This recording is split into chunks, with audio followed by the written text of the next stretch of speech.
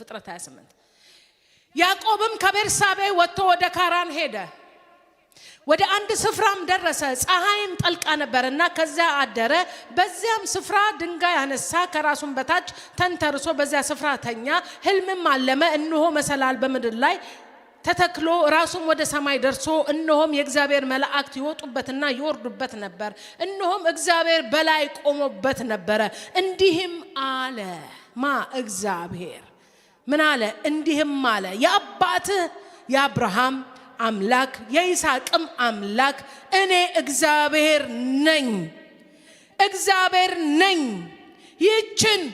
አንተ የተኛህባትን ምድር ላንተ ለዘርህም እሰጣለሁ ዘርህም እንደ ምድር አሸዋ ይሆናል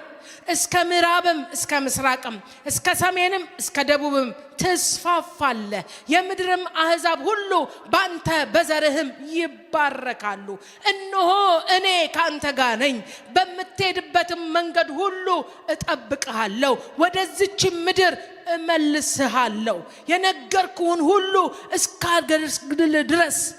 አልተውህም ምን ያልኩህን ያሰብከውን ያለምከውን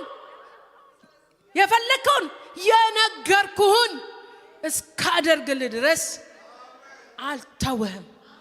ይሄ መልእክት ለእናንተ እግዚአብሔር ራሱ በነቢያቱ አይደለም ራሱ እንዲያያችሁት አውርታችሁ እንዲህ ትጸልያላችሁ ያዕቆብም ከእንቅልፉ ነቃ ተነስቶ በእውነት እግዚአብሔር በዚህ ስፍራ ነው እኔ አላወኩም ነበር አለ እንዲህም አለ ይህ ስፍራ እንዴት ያስፈራል ይህ ስፍራ የእግዚአብሔር ቤት ነው እንጂ ሌላ አይደለም ይህ የሰማይ ደጅ ነው ያዕቆብም ማልዶ ተነሳ ተንተርሶ የነበረበትን ድንጋይ ወስዶ ሐውልት አድርጎ አቆመው